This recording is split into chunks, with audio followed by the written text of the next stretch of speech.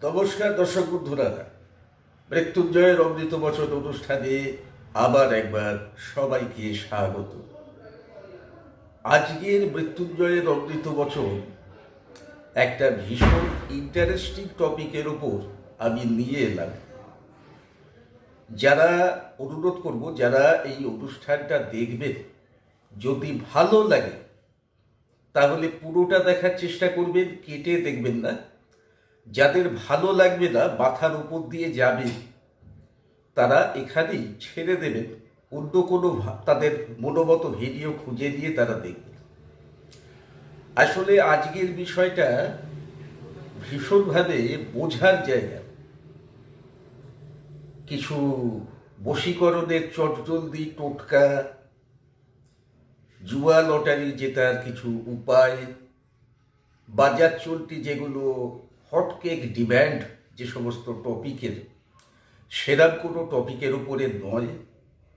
একটা এমন বিষয় নিয়ে আলোচনা রাখতে চলেছি যেটা আপনাদের দর্শকদের, সাধারণ মানুষদের, যারা জ্যোতিষ শাস্ত্র জানেন না, জানলেও হয়তো একটু আধটু জ্ঞান রাখেন, এবং অবশ্যই জ্যোতিষের ছাত্রছাত্রী যারা জ্যোতিষ শিখতে শুরু করেছেন, সবাইয়ের জন্য একটা ভুল ধারণা ভেঙে দেওয়ার জায়গা হতে চলেছে।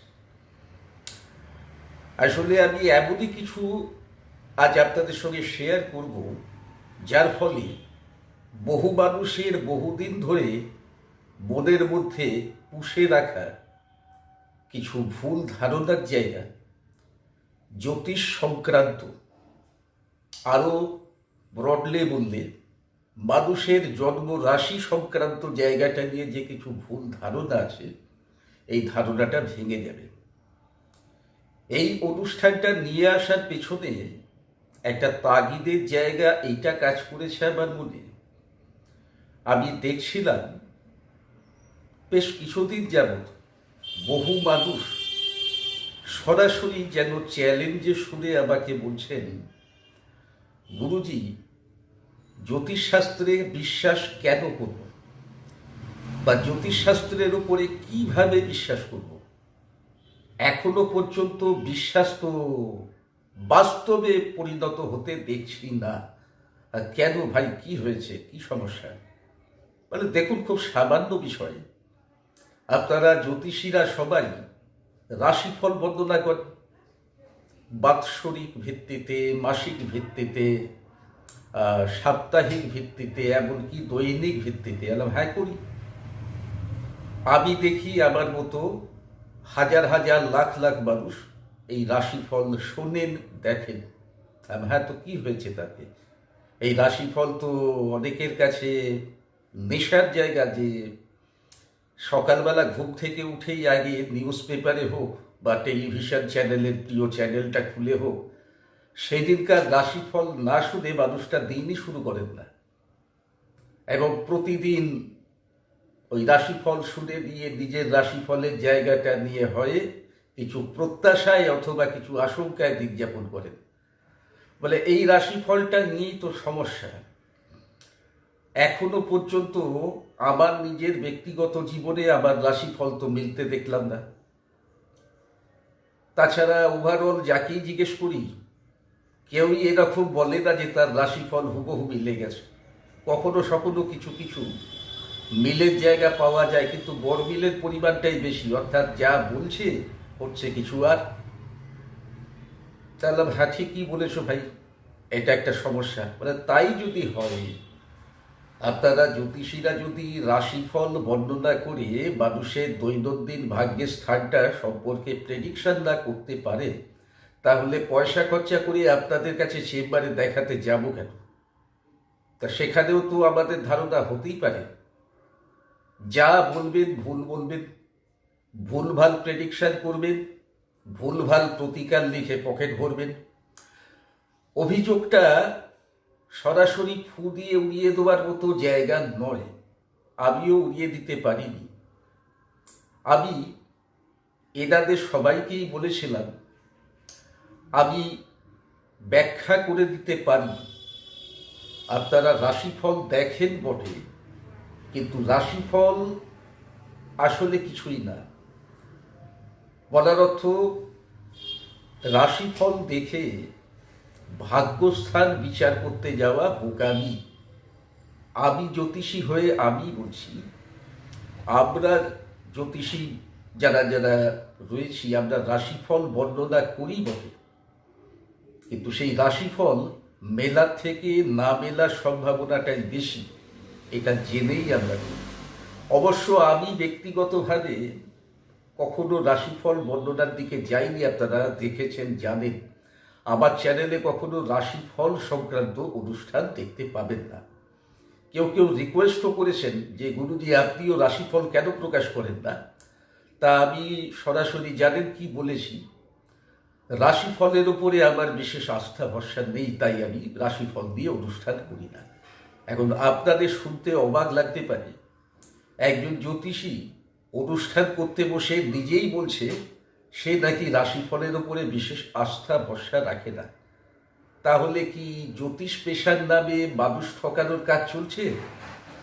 তা আমি বলবো, যদি কথা বলেন হয়তো আংশিকভাবে সেটা ঠিক, কারণ আমি তো দেখছি কিছু কিছু মানুষ আছেন যারা বেসিক্যালি কিছু না জেনেও তারা রাশিফল নিয়ে অনুষ্ঠান করে বেশ পপুলার হয়ে উঠেছেন, এবং দেদার লোক তাদের কাছে যাচ্ছে। কি পাচ্ছে কি পাচ্ছে না সেটা বিচার করা আমার জায়গা নয়, আমার দায়িত্ব নয়। আমি তবে এতটুকু বলতে পারি, যারা রাশিফল শুনে লোকের কাছে দৌড়চ্ছেন, রাশিফল বর্ণনার মধ্যে দিয়ে একজন জ্যোতিষীর দক্ষতা অদক্ষতার জায়গাটাকে মাপার চেষ্টা করছেন, তারা ভুল করছেন। তা যাই হোক, আজকের অনুষ্ঠান এর টপিক হচ্ছে রাশিফল কেন মেলে না। রাশিফল কেন মেলে না, আজ আমরা আমাদের এই অনুষ্ঠানে সেটাই জানার বোঝার চেষ্টা করব। কিন্তু বিষয়টা খুব ছোট নয়, খুব সহজও নয়, এবং যেহেতু আমি এখানে আপনাদের একটা ভুল ধারণা ভেঙে দেওয়ার দায়িত্বভার মাথায় নিয়ে অনুষ্ঠানটা আপনাদের সামনে উপস্থিত করলাম, তাই আমার তরফ থেকে যথাসাধ্য চেষ্টা থাকবে যাতে আমি যথাযথভাবে ব্যাখ্যা করে আপনাদের বোঝাতে পারি, এবং আপনারাও নিজেদের ভুলের জায়গাগুলো বুঝতে পারেন। যারা এটা বুঝে যাবেন তারা হয়তো রাশিফল দেখা ছেড়ে দেবেন, নয়তো দেখলেও গুরুত্ব দেবেন না। আর এতখানি আমি বলতে পারি। তো চলুন শুরু করব, কিন্তু শুরু করার আগে কিছু রুটিন কথা যেটা বলতেই হয় প্রতিবার। যারা আমার পরামর্শ চান, সোজা কথায় আমাকে দেখাতে চান, আমার থেকে পরামর্শ নিয়ে প্রতিকার করতে চান বা আমার মাধ্যমে প্রতিকার করতে চান, যাই হোক, এটার জায়গা ফোন নয়, এটার জায়গা হচ্ছে চেম্বার। চেম্বারে এসে সাক্ষাৎ করতে হবে। আরে আপনি সামনে থেকেও তো আমাকে দেখুন।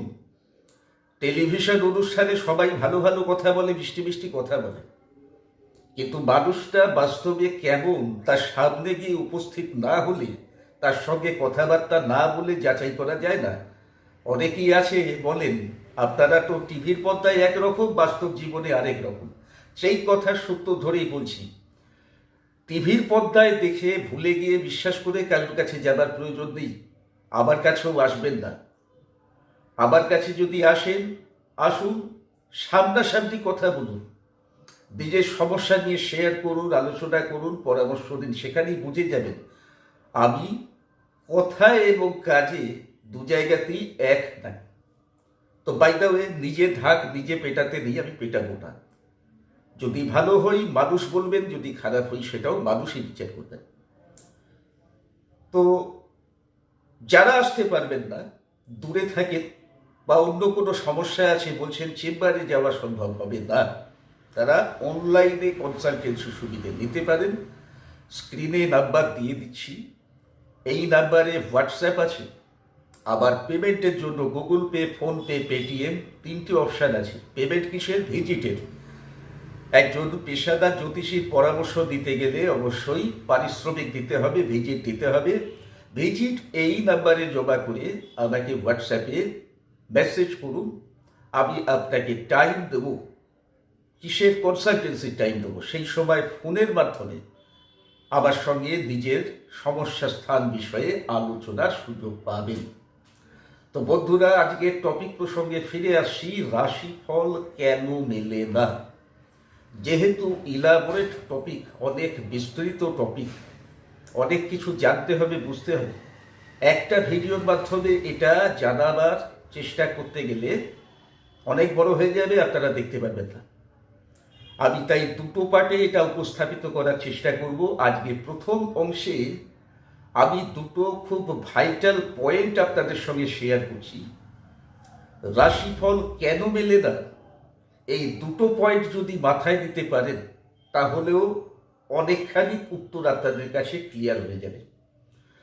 তো প্রথম যে বিষয়টা নিয়ে আমি আলোচনা করব সেটা হচ্ছে, মানুষ রাশিফল দেখে, কিন্তু নিজের রাশিটা কি বহু লোক সেটা ঠিকঠাক না জেনেই দেখে।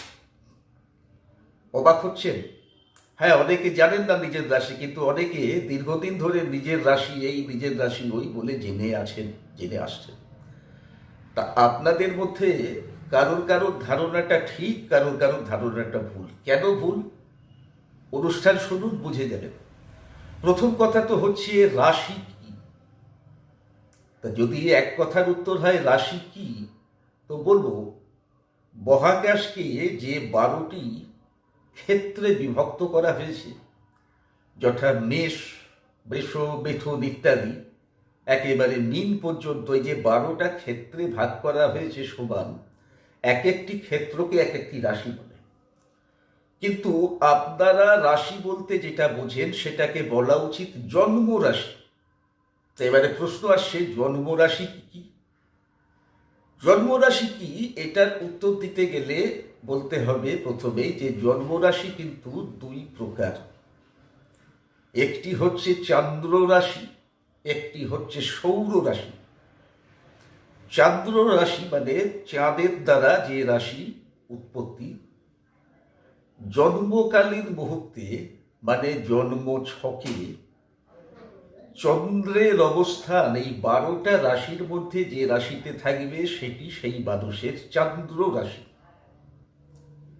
চলতি কথায় একেই আমরা রাশি বলে অভিহিত করে থেকে থাকি সাধারণত।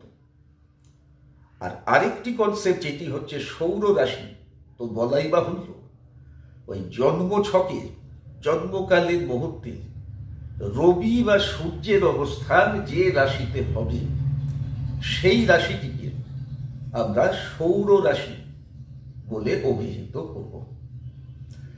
এখন যেহেতু সৌর রাশি বিষয়টি আমাদের ভারতীয় সনাতন জ্যোতিষশাস্ত্রে অপেক্ষাকৃত উপেক্ষিত জায়গা, এখানে সে রাশি বলতে, জন্ম রাশি বলতে মানুষের চন্দ্র রাশিটাকেই গুরুত্ব দেওয়া হয়ে থাকে।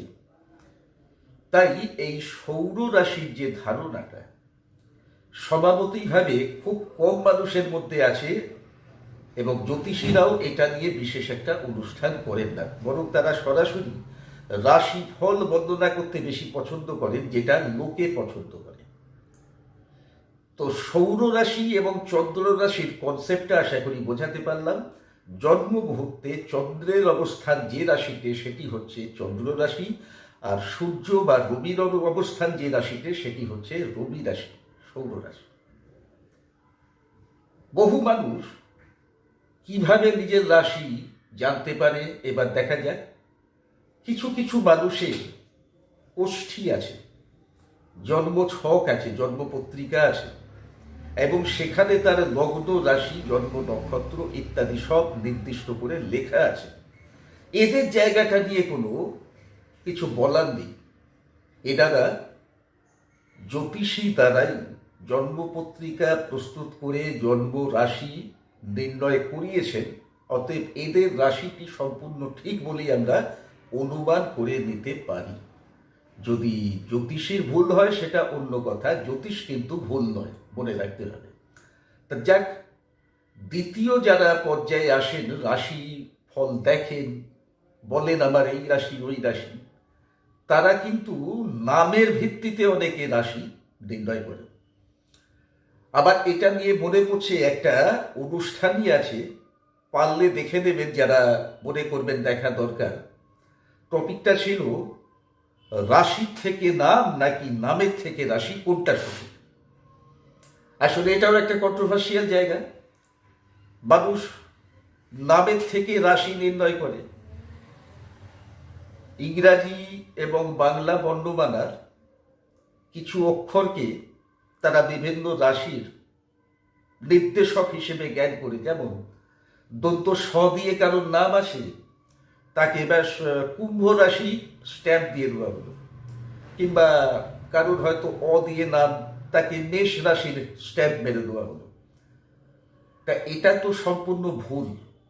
যদি বলেন কেন ভুল, আর ভুল এই জন্যই ভুল,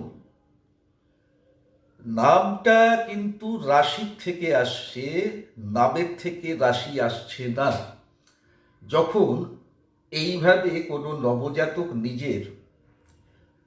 নবজাতকের আর কি নামকরণ যখন করা হয়, সেই সময় কি স্বাভাবিকভাবে তার কোষ্ঠী প্রস্তুত হয়ে গিয়ে থেকে থাকে, তার রাশি নির্ণয় করা হয়ে গিয়ে থেকে থাকে? তাহলে যে নামকরণ করা হচ্ছে, সেই নামকরণের আদ্যক্ষরটা আসছে কোত্থেকে? কোনো সূত্র থেকে আপনারা নির্ণয় করে কি তার নামকরণ করছেন না। আপনাদের যার যার যা পছন্দ সেই অনুযায়ী নামকরণ করছেন। একটা বাচ্চা জন্মানোর পর তো দেখা যায় বাড়ির সবাই একটা করে নাম সাজেস্ট করছে, যার নামটা সবাই পছন্দ করছে সেই নামটাই তার রাখা হচ্ছে। তা এক্ষেত্রে কি সেই নামের আদ্যক্ষর আদৌ তার রাশির যে অক্ষর আসছে তার সঙ্গে ম্যাচ করছে? হয়তো কখনো করে যেতে পারে, সেটা ভাগ্যের জায়গা, কাকতালীয় ব্যাপার। কিন্তু স্বাভাবিকভাবে এটাই স্বাভাবিক যে র্যান্ডমভাবে রাখা নাম তার আদ্যক্ষর দিয়ে কোনো তার জন্মরাশিকে নির্দেশ করবে না। ফলত যা হবার তাই হয়। মানুষ বিভিন্ন জ্যোতিষীর দেওয়া ফর্মুলা,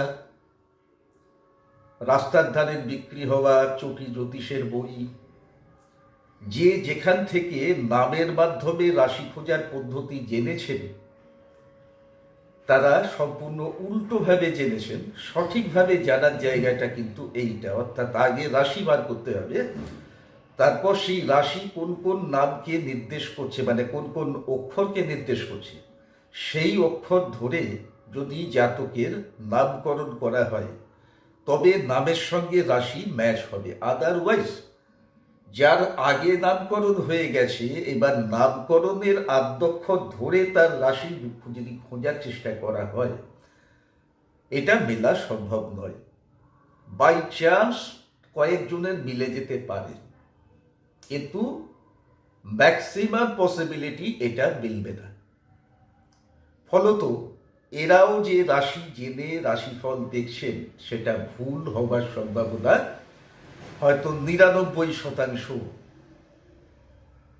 এবারে আসছি সৌর রাশি বিষয়টা নিয়ে। কিছু কিছু মানুষ যারা নিজের রাশি জানেন, তারা আসলে নিজেদের সৌর রাশিটা জানেন। আসলে সৌর রাশি এটা পাশ্চাত্য জ্যোতিষের খুব পপুলার জায়গা। ওরা আবার চান্দ্র রাশিকে বিশেষ গুরুত্ব দেয় না, সৌর রাশিটাকে সবিশেষ গুরুত্ব দেয়। এবং পাশ্চাত্য জ্যোতিষে একে জোডিয়াক সাইন বলা হয়। যেমন আমরা জন্ম রাশি বলি, ওরা বলে জোডিয়াক সাইন। তবে সৌর রাশির ধারণা আমাদের ভারতীয় জ্যোতিষেও আছে, সনাতন জ্যোতিষেও আছে, কিন্তু ওই যে বললাম, আমরা সৌর রাশিটাকে অতটা গুরুত্ব দিই না। তো যেভাবে নামকরণ এবং রাশি সম্পর্কিত, অর্থাৎ নামের আদ্যক্ষর থেকে রাশি খোঁজা হয়, বহু মানুষ এই সৌর রাশি বা জোডিয়াক সাইন নির্ণয়ের সূত্র ধরে নিজেদের জন্মরাশি খোঁজার চেষ্টা করেন।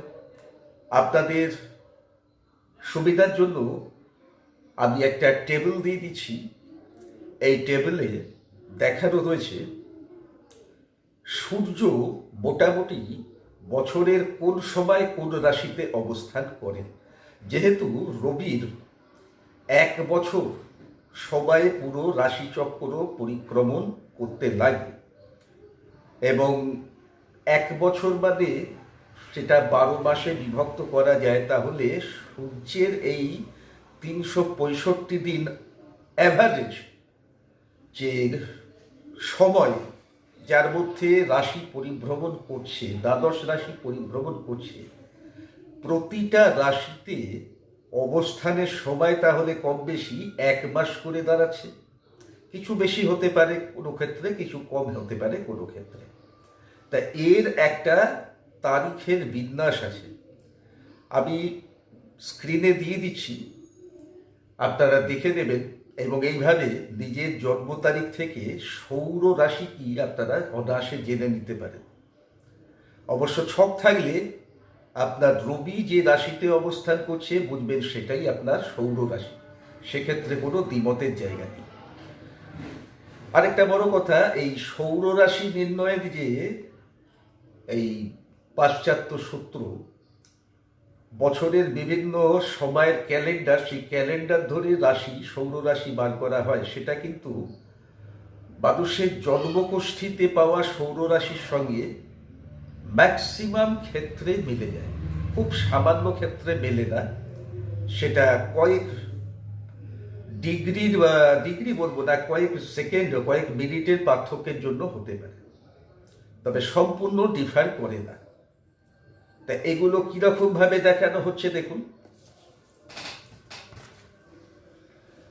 আমাদের ভারতীয়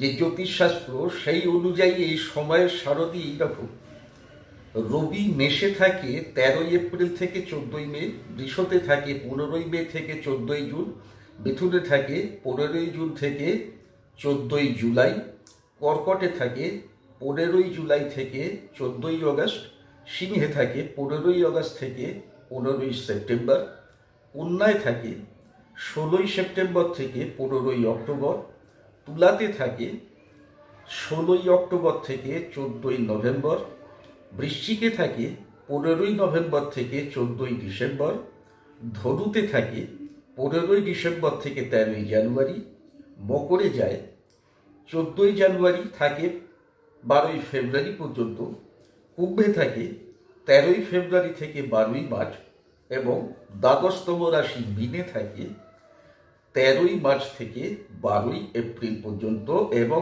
13 এপ্রিল ঘুরে আবার সে মেষে প্রবেশ করে। যদিও এটা ছিল ভারতীয় জ্যোতিষশাস্ত্রের গণনা অনুযায়ী রবির 12 রাশিতে সঞ্চারের সময়কাল। এর একটি পাশ্চাত্য সংস্করণ পাওয়া যায়, আমি ডিটেলস মুখে বলছি না, স্ক্রিনেতে সেটা একবার দেখিয়ে দিচ্ছি। এখানে কিন্তু তারিখটা কিছু ডিফার করতে দেখবেন, অর্থাৎ আগের চার্টের থেকে, ভারতীয় চার্টের থেকে ওয়েস্টার্ন চার্টের যে সময়সীমা, এটা একটু ডিফার করতে দেখবেন। এটা এই জন্য দেখানো, বহু মানুষ কিন্তু এইটা ধরেও নিজের রাশি খুঁজে বার করেন। তা দেখে নিন, আপনারা স্ক্রিন পজ করে ইচ্ছে হলে লিখে রাখতে পারেন। এবার চলে আসি আলোচনায়।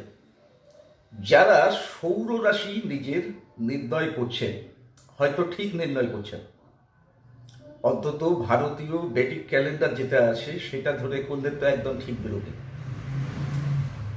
কিন্তু যখন টিভিতে রাশিফল শুনছেন, পেপারে রাশিফল পড়ছেন, ইউটিউবে রাশিফল শুনছেন, তখন কিন্তু আপনারা নিজের সৌর রাশি হওয়া সত্ত্বেও না জেনে চন্দ্র রাশির ফলাফল শুনছেন। তা চন্দ্র থেকে বিচার যা আসবে, সূর্য থেকে কি সেই বিচার আসবে? দ্বিতীয়ত, রবিচন্দ্র যদি এক ঘরে কারোর অবস্থান করে তবে সৌর রাশি চন্দ্র রাশি দুটোই এক হবে, কিন্তু রবি এবং চন্দ্রের অবস্থানের ঘর আলাদা হবে, এটাই স্বাভাবিক। সেক্ষেত্রে দুজনের মানে একজনের সৌর রাশি যা হবে, চন্দ্র রাশি অন্য কিছু হবে। তাহলে এক রাশির ফল আরেক রাশির সঙ্গে মিলবেই বা কি করে? এবং দ্বিতীয়ত চন্দ্র থেকে যা বিচার আসে, রবি থেকে সেই বিচার কি করে আসবে? তো বলাই বাহুল্য, যারা এই নাম থেকে রাশি নির্ণয় করে রাশিফল দেখেন, বা যারা যারা সৌর রাশি এতকাল নিজের জেনে আসছিলেন জন্ম রাশি হিসেবে, আশা করি তারা অনেকে এই মিসকনসেপশনের জায়গাটা বুঝতে পারছেন। আপনারা শোনেন চন্দ্র রাশির বর্ণনা, নিজের রাশি সৌর রাশি জানেন, এবং দুটো রাশি এক ধরে নিয়ে, কারণ আপনাদের এই সৌর রাশি চন্দ্র রাশির কনসেপ্টটাই তো নেই। আপনারা জানেন রাশি রাশি, আমার রাশি এই, অতএব জ্যোতিষিক ফলাফল আমার রাশির এই হবে, ভালো হবে মন্দ হবে, পাবো হারাবো, এনিথিং এলস। কিন্তু আপনারা এবার নিজেরাই বিচার করুন, যারা নাম থেকে রাশি নির্ণয় করে রাশিফল দেখছেন, বা সৌর রাশিটুকু জেনে নিয়ে চন্দ্র রাশির ফল দেখছেন, তারা কতটা রাশিফলে মিল পাবেন। এই ছিল প্রথম টপিক, যে যারা রাশিফল দেখেন অনেকে নিজের সঠিক রাশিটাই জানেন না। কেন কথাটা বলেছি আশা করি বুঝতে পেরেছেন। ভিডিও আমি দেখতে পাচ্ছি এর মধ্যেই অনেক বড় হয়ে গেছে। আমি আজকের ভিডিও এখানে শেষ করতে চাইব। পরবর্তী ভিডিওতে আমি বাকি টপিকগুলোর উপস্থাপনা দেবার চেষ্টা করব। আপনারা যারা এই অনুষ্ঠানটা দেখলেন, যদি ভালো লাগে পরবর্তী পার্টটা দেখার চেষ্টা করবেন, অনুরোধ রইল। তা না হলে সম্পূর্ণ ধারণা যেটা আমি আপনাদের সঙ্গে শেয়ার করছি সেটা আপনারা পাবেন না, এবং আপনাদের অনেক মিসকনসেপশনের জায়গা রাশিগত ক্ষেত্রে বাকি থেকে যাবে। তো বন্ধুরা, সবাই সুস্থ থাকুন, ভালো থাকুন, মায়ের কৃপায় সাফল্য মণ্ডিত থাকুন। আজকের অনুষ্ঠান এখানে শেষ করছি। জয় মাতা।